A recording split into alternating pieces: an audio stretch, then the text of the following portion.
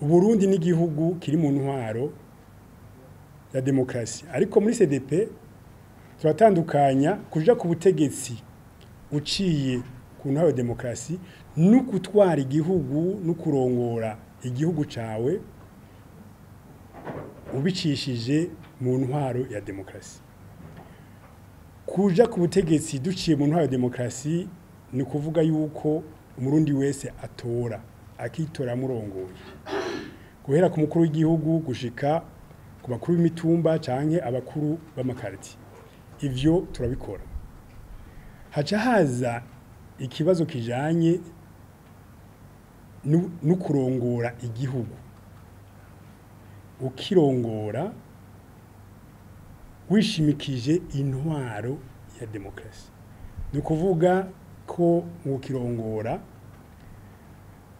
mu gufata ingingo zikomakomeye zikora ku banyagihugu, ubanza kubaza ari abanyagihugu nyene canke abaserukira. Hari n'izindi ngingo zidafata abanyagihugu ubwo nyene, ariko usanga zibashikira ziciye nko ku barongoye imigambwe, nk'iri tegeko ryo gutunganya amatora. Abakuru b'imigambwe ntitwagishijwe inama, tubona rije ryaheze. Amategeko menshi rero aza adaciye mwumvikano wabo ayo mategeko yega, nk'amategeko agenga amatora aratwega. Twebwe turiko twitegura amatora yo mu 2025 n'ibihumbi 2027. Hari n'izindi ngingo zifatwa ugasanga umunyagihugu ntizimunezera, kandi n'ubutegetsi ntibusubire kuraba iyo ngingo yafashwe cyangwa igitego ryafashwe yuko abanyagihugu ryabanezereye cyangwa ritabanezereye. Bivuga yuko banezerwa cyangwa batanezerwa, ibyo birabasha. Nk'akarorero nko gukura amamoto canke amabajaji bakayigizayo cyane. Sinzi ko mu nyuma bagarutse bakabaza abanyagihugu bati iyi ngingo mubona yarabanezereye ko birirwa batonze umurongo ngaha muri ville, nazo ico bunguruje cugaraniwe mu Kamenge canke mu Kanyosha. Abanyagihugu iyo ngingo yarabunguye ikintu irabanezera cyane. Mvuze nk'ingingo imwe, ni nkijya gamuvuge n'iyindi, ni nkijya yukubuza abanyagihugu ba ruguru ko batwara urwagwa muri mu mabisi. Mugabe biyeri biragenda, harimo urabona rwatwaye ikaze y'ibiyeri ngo kirabujijwe. Mugabe umunyagihugu agiye kuraba umwana wiwe yagize ubugeni canke yagize urubanza, kirazira ko amugemurira. N'inkoko kirabujijwe, inkoko ntibujijwe. None aho bajije umunyagihugu yuko iyo ngingo yamunezereye, ntiyo kubwira ati ego ni vyiza ndanezerewe canke sinezerewe. Ukumva yuko ingingo ufata uzifatira abanyagihugu kugira intwaro ihari iba ari intwaro y'abanyagihugu koko inezera abanyagihugu. Ibo mubonye abanyagihugu binumiye ntimuze magira ngo nuko banezerewe. Murabona nk'ubu amatora aregereje, bati abanyagihugu tubahamagariye kuja kwiyandikisha, mugende muriruka mwiyandikishe, amatora yageze. Bakiryamira mu nzu, bakuza y'inkoni. Utagenda kwiyandikisha ntazoja ku isoko, ntazoja kwivuza, ntazoja mu camanza, ntazoja no kwishura ingazo babuza. Urumva nkaho aho uburi kuramutera ubwoba kugira ngo agende, mugabo we nyine umutima wiwe uvuga ati jewe ntahonja.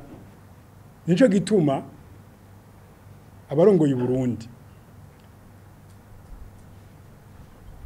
batagiye hamwe canke bakaje inama n'iyindi migambwe kugira ngo ibandanye ironka ubwo burenganzira bwayo bwo kuja kwitoza, bukigisha abanyagihugu ingene bobaho neza kurusha uko babayeho ubu. Bizogorana uko kwanka kuja kwiyandikisha ni kimenyetso c'umwiheburo w'abanyagihugu. none twebwe muri CDP tuvuga kwiki tuvuga mwa banyagihugu mwa bene gihugu iyo muva mukagera n'abari mu mahanga mwese mwiyandikishe muje gutora iyandikishe muzotore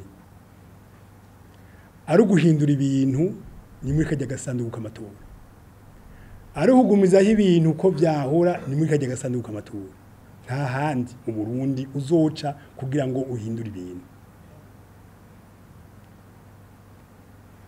Reka turabe yuko aya mezi asigaye reka simake amezi asigaye 6.5 hafi indwi utagiye kwiyandikisha ubu ukazobona haraje ikintu cotuma cyo kuvumbura kuja gutora ugasanga ntiyandikishije uzovyicuza. Ntidukeneye rero yuko umuntu aja kwicuza ngo iyo menya nkiyandikisha ubu magiye guhejwe inaka. Oya ntagira abarundi bicuza nibagende biyandikishe bazotore. Ariko nkongera ngasaba seni yuko ico kiringo cyo kwiyandikisha yocigizayo hindwi zibiri abarundi benshi bakaza bakiyandikisha uko muri imisi bisigaye hasigaye umunsi wa gatatu n'uwa kane no muzi wa kabiri ibice bisigaye by'abatariyandikisha kwijana turabona yuko bitazoshoboka ko bagenda bose kwiyandikisha. Rego ndavuga ingaruka zo kudatora. Reka turabe yuko amatora ageze hakaca hagenda gutora abegamiye umugambwe umwe naho bogenda ari bake. Nta tegeko rivuga yuko ni haja gutora bake ayo matora atazokwemerwa. Hagenda gutora miliyoni 2. Kuri izo miliyoni 2 imiliyoni imwe n'amajana 990 bagatora umugambwe umwe. Abandi nabo barijyamiye mu nzu. Hanyuma bakaja bumva ku radio turavye uko amatora agenze umugambwe naka uronse 99 kwijana. Hano ubuzima nivyo bandanye. Ariko ibyo byose bizova kuri bene gihugu bagira bati turiyandikishije tuzotora ntihagira amatora tuzomenya uko dutora.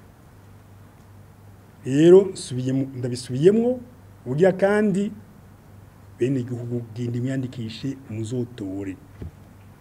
Reka ngaruke gatoya kuri seni ku kuntu yatanze ikirangamisi kijanye n'aya matora. Umukuru w'igihugu azovuga ko ikiringo c'amatora gitanguye ku itariki 7 z'ukwezi kwa 12. Ku itariki 9 duce dutwara intonde z'abitoza. Hagati y'itariki 7 n'itariki 9 haciye umunsi umwe. Amategeko n'amabwirizwa y'u Burundi avuga ko hagenga imigambwe canke amatora. Imigambwe igomba kugira inani izigira mu kiringo c'amatora kandi ikagira amakoraniro kaminuza yemeza ko bagiye muri urwo runani. Ayo makoraniro kaminuza heze bakaca bagira intonde zimwe. Izo ntonde zimwe bakaca bagenda bakarondera impapuro zikenewe. Izo mpapuro zikenewe bakaca bazizana bakazishira muri seni. Ivyo bikorwa byose imejeje kuvuga seni yabishize mu munsi umwe.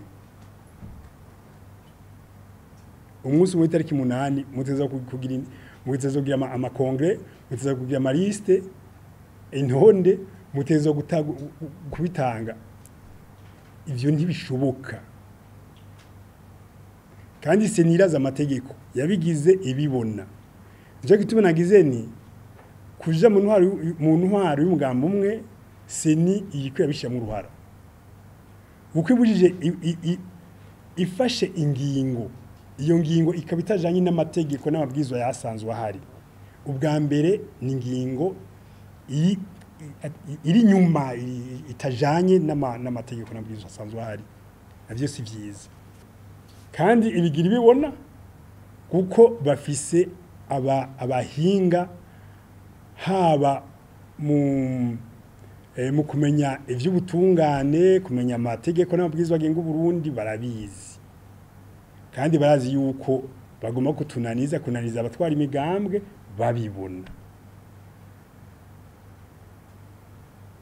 Ako iyo umukino rero jewe nabo turi ku mugambwe w'Abarundi CDP tubona yuko ari ukwanka ko imigambwe yogira inani zotuma haba izindi nkomezi zoza zisahiriza demokrasi y'Uburundi igatsimbatara igatera imbere.